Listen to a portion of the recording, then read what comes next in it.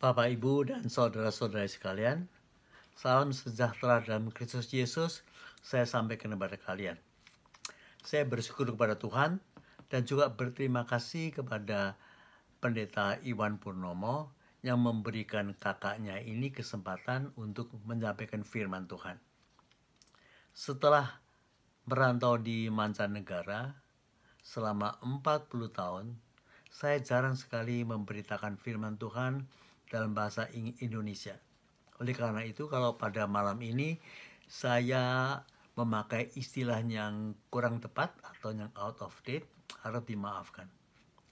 Tema pada hari ini adalah permasalahan gulma orang Kristen.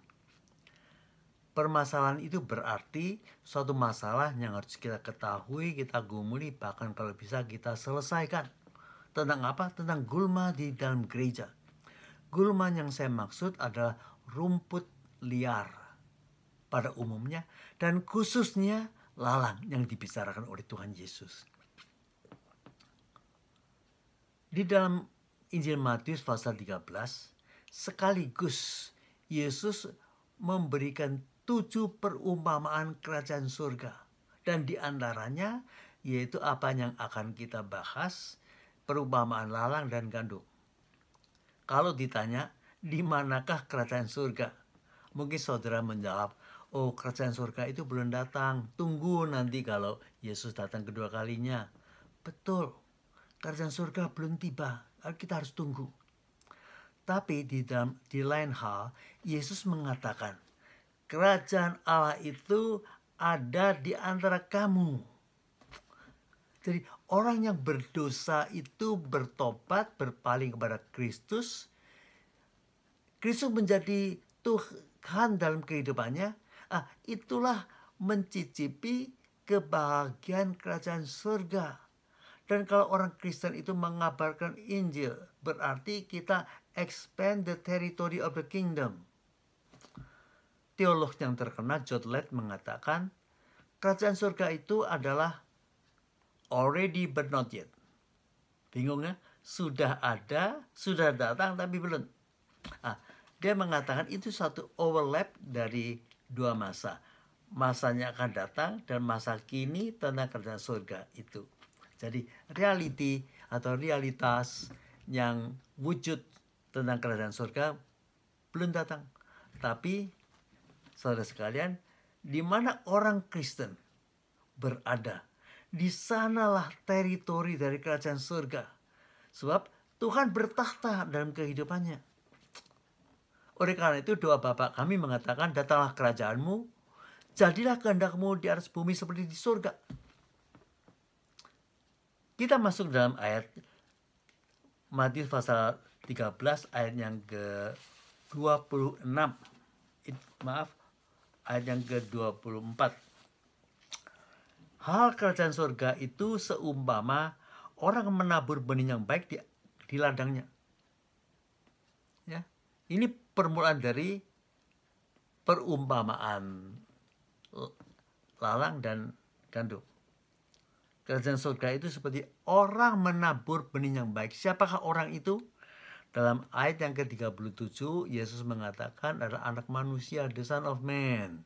Siapa dia? Yesus sendiri. Jadi Yesus sendiri datang menabur benih yang baik di ladangnya. Benih ini tumbuh menjadi apa? Gandum. Gandum itu bisa dimakan, bisa dijadikan roti. Sangat bermanfaat sekali. Gandum inilah orang Kristen yang sejati. Lalu diartikan dalam ayat yang ke-38 ada anak-anak kerajaan. Berarti nanti kita ini orang Kristen sejati akan mewarisi kerajaan surga. Kita ditanam di mana? Di ladang. Ladang itu dunia. Itu yang diartikan oleh Tuhan Yesus. Kita hidup di dalam dunia. Keluarga kita, perusahaan kita, gereja kita, semua di dunia. Lalu ayat yang ke-25 dimulai dengan kata tetapi. Ini permasalahannya. 24 everything okay, bagus. Masuk ke ayat ke-25 tetapi but, pada waktu semua orang tidur, datanglah musuhnya menabur benih lalang di antara gandum itu lalu pergi. Nah, musuh ini siapa? Ayat yang ke-39 ada diabolos, artinya iblis. Yesus datang menanam gandum, iblis datang menanam lalang. Saudara sekalian, oleh itu lalang itu disebut anak si jahat. Satu anak kerajaan, satu anak si jahat. Itu bedanya. Jadi pekerjaan Yesus itu sangat beda dengan pekerjaan iblis. Kita harus tahu. Ya. Pernahkah saudara melihat orang Kristen lalang? Saya berani mengatakan Jim Jones itu orang Kristen lalang. Ada pendeta palsu.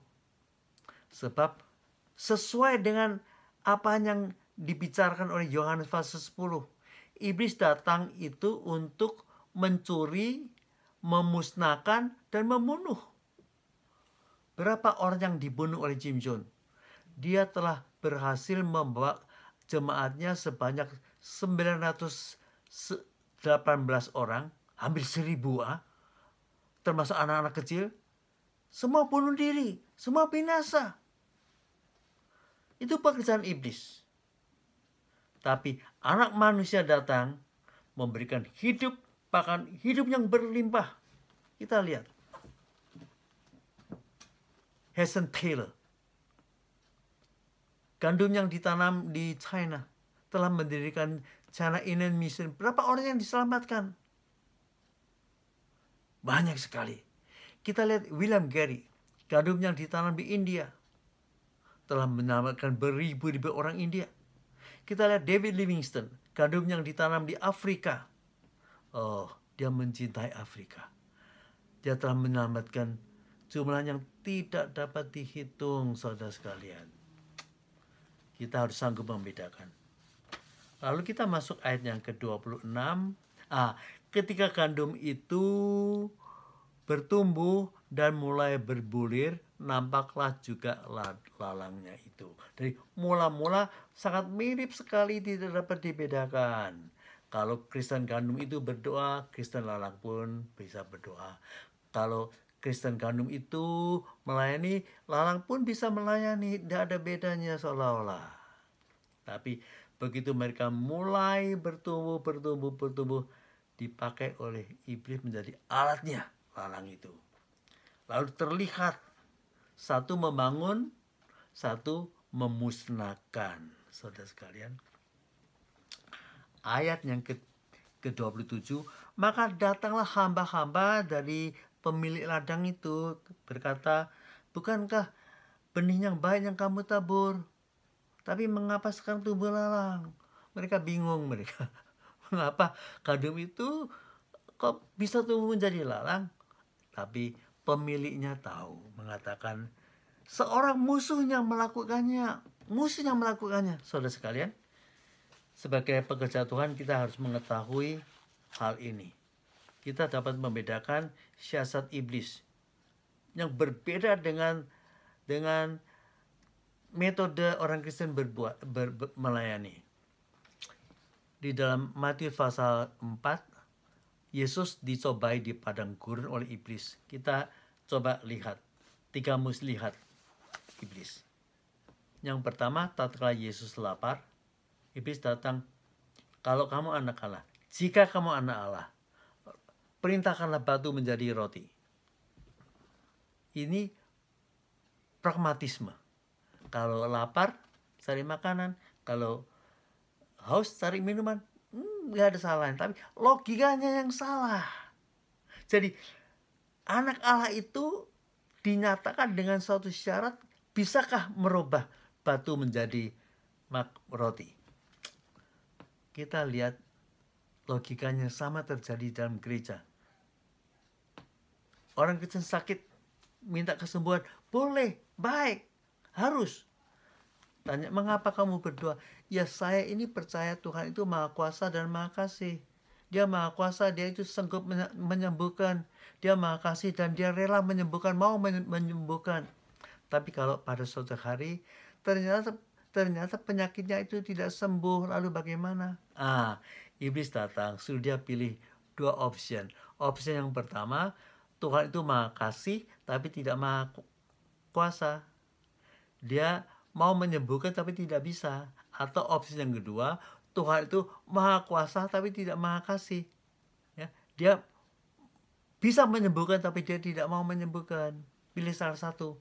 Ini logika yang salah. Banyak orang Kristen jatuh karena hal ini. Yang kedua, Yesus tiba ke tempat yang tinggi, katakan, jatuhkanlah dirimu ke bawah. Sebab Allah akan mengutus malaikat untuk menapang kakimu supaya tidak teranjuk kepada tanah. Adakah ayat yang demikian? Ada. Mazmur 91 ayat 12 ada tercantum. Saudara sekalian, iblis tahu firman Tuhan, maka kita orang Kristen kalau tidak mau membaca firman Tuhan, kita malu. Tapi caranya iblis itu mengambil ayat tanpa konteks, out of context. Dia memberikan ayat yang ke-12 tapi tidak memberikan ayat yang 11. Ayat 11 mengatakan, saat kamu jalan. Tuhan akan mengutus malaikat melindungi. Bukan sengaja menjatuhkan diri ke bawah. Ada seorang Kristen mengatakan, Pak Pendeta, saya yakin Allah Bapa itu lebih besar dari Tuhan Yesus. Dia katakan, siapa yang memberitahu? Oh, Alkitab. Memang ada. Yohanes pasal 14 mengatakan, Yesus mengatakan, Bapa itu lebih besar daripadaku. Tapi saya katakan, jangan memakai satu ayat untuk mendirikan doktrin. Kita harus lihat ayat-ayat yang lain. Dan keseluruhan dari firman Tuhan itu. Lebih banyak mengatakan, Yesus dengan Bapa itu satu, setara. Yohanes pasal 10, Yesus mengatakan, aku dan Bapa itu satu, ehad, satu. Dan Filipi pasal 2, Paulus mengatakan, Kristus itu setara dengan Bapa. Saudara sekalian, ini yang kedua. Ya. Contohnya banyak, tapi hanya satu yang saya berikan. Yang ketiga, iblis itu menyajikan sekularisme. Artinya, dia ingin memproduksikan orang-orang Kristen yang duniawi. Look, Yesus dibawa ke tempat tinggi, diperlihatkan dunia dan kemewahannya. Katakan, ini semua aku berikan kepadamu dengan syarat sembahlah aku. Artinya Yesus tidak usah susah-susah naik kayu salib, menderita kesakitan. Semua ini milikmu. Saudara sekalian, iblis menggoda orang Kristen yang duniawi dengan 3 hal. Dengan harta, uang, dengan seksualitas, dengan kedudukan dan nama. Kalau kita tidak berpaling pada Tuhan, hati kita cenderung pada dunia, kita akan jatuh. Banyak pemimpin gereja telah jatuh. Oke, kita bahas selanjutnya. Ayat 28. Lalu kata hamba-hamba itu kepada tuannya, maukah Tuhan supaya kami ini pergi mencabut lalang itu? Kalau tahu lalangnya ada di sana, dicabut aja, kan beres. Oh, bukan. Tuhannya mengatakan jangan. Sekarang, jadi dalam gereja, walaupun kita tahu ada Kristen lalang, tapi jangan terlalu cepat bertindak. Semua diusir ke gereja, dari gereja. Tidak. Sebabnya menghakimkan itu Tuhan. Kita cuma minta Tuhan berikan kita hikmat untuk menghadapi Kristen lalang ini. Kita banyak berdoa supaya mencegah aktivitas dari iblis dalam gereja kita ini. Mengapa? Dikatakan kalau lalang itu dicabut, nanti gandum itu ikut tercabut. Sebab mereka, ingat, tumbuh bersama-sama. Nah, dikatakan biarlah keduanya itu tumbuh bersama. Dan dalam satu gereja ada Kristen lalang, Kristen Kristen gandum, akarnya itu sudah berbelit jadi satu. Kalau cabut, yang gandum tercabut juga. Saudara sekalian, lalu bagaimana? Seorang anggota pernah tanya pada saya, Pak Pendeta, bisakah lalang itu menjadi gandum? Saya katakan, tidak tahu. Dalam perumpamaan ini tidak dibicarakan. Jangan kita spekulasi mengatakan bisa atau tidak. Tetapi, ini pendapat saya. Sebagai seorang hamba Tuhan, saya selalu memberi kesempatan yang sebanyak mungkin kepada pengunjung gereja untuk bertobat dan menerima Tuhan Yesus. Gak peduli mereka itu lalang atau gandum, tidak peduli. Siapa yang datang, saya beri kesempatan. Lalu, maka di dalam pengaturan firman Tuhan, setiap minggu yang kelima, saya yang berkhotbah. Dan selalu menjadi evangelistic Sunday atau friendship Sunday. Di sana saya pasti memberitakan firman Tuhan di dalam hal keselamatan. Injil saya beritakan. Siapa tahu ada orang Kristen yang dia tidak tahu dia itu lalang. Tapi pekerjaan Roh Kudus menobatkan dia, itu adalah otoritas Tuhan. Bukan manusia yang berbuat sesuatu. Lalu bagaimana? Ayat selanjutnya mengatakan, biarlah tumbuh bersama-sama, tunggu sampai waktu menuai. Waktu menuai yaitu pada akhir zaman. Oke. Penuai itu malaikat yang akan mengumpulkan, mencabut semua lalang, lalu dibuang dan dibakar. Mereka binasa sebab tidak mau bertobat. Lalu gandum ini disimpan dalam lumbungnya. Aman. Kita di lumbungnya. Oleh karena itu, once in Christ forever. Jadi sekali kita ada dalam Kristus, kita disimpan di lumbung, kita diselamatkan. Tidak perlu dibakar. Saudara sekalian, demikianlah firman Tuhan yang akan memberikan kita suatu peringatan. Jadi kita tidak usah menghakimi siapa yang lalang, siapa yang gandum, tapi kita gembalakan gereja, kita merawat kerohanian orang-orang Kristen. Saudara sekalian, dalam masa pandemik ini, memang kita harus menjaga kebersihan, kita harus menjaga social distancing dan lain-lain. Tapi saya rasa yang paling penting kita memperkuat immunity diri kita sendiri. Kalau kita sehat, maka kita tidak akan terjangkit pada COVID-19 ini. Ya, jadi kita menjamin, membina kerohanian dari jemaat, dan kita pun jaga-jaga, waspada. Kita sensitif dengan pekerjaan iblis. Saudara sekalian, hari ini adalah 5 Juli. Kemarin adalah July the 4th, di mana USA ini memperingati Independence Day, hari kemerdekaan. Sebab 200 tahun yang lalu telah ditandatangani Declaration of Independence, deklarasi kemerdekaan. Saya pernah lihat deklarasi itu di museum. Banyak tokoh-tokoh Amerika yang tanda tangan. Saya akan sebutkan 2 orang yang tanda tangan itu. Yang satu John Witherspoon, seorang pendeta. Yang kedua John Hancock, orang yang ternama. Pada suatu hari John Hancock ini pergi ke gerejanya John Witherspoon untuk berbakti pada minggu sore waktu winter, dingin sekali.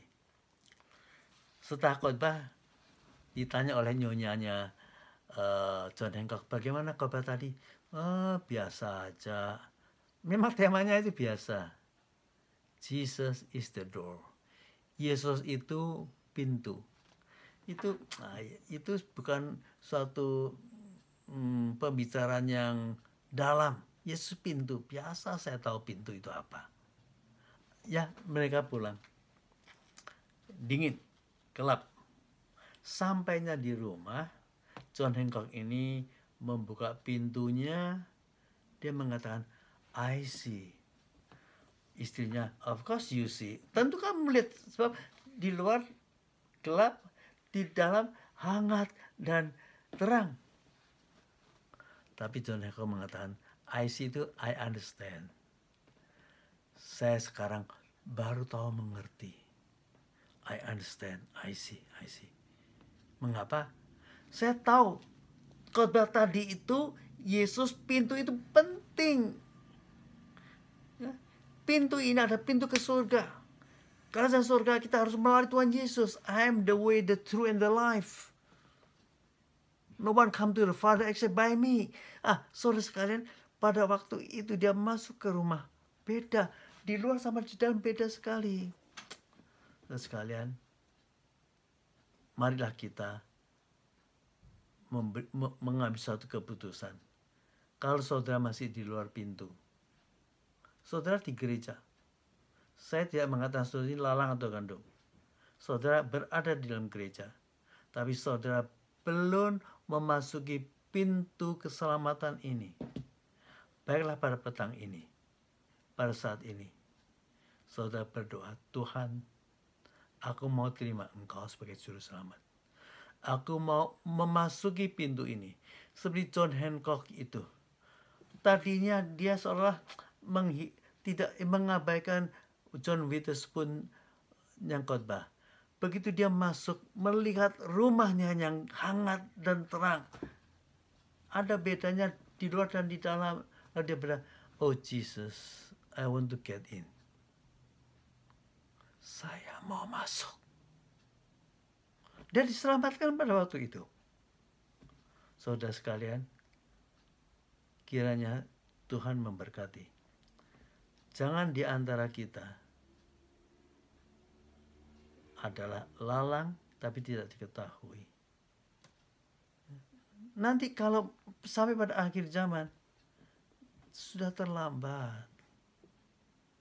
Baiklah kita semua menjadi Kristen gandum. Ya. Kita bermanfaat, kita diberkati, dan gereja kita diberkati juga. Kiranya Tuhan memberkati firman-Nya. Shalom Aleichem. Yawarikeka Yeshua HaMashiach. Kiranya damai sejahtera Yesus menyertai kamu, dan Tuhan memberkati kalian sekalian. Tuhan memberkati kalian sekalian. Amin.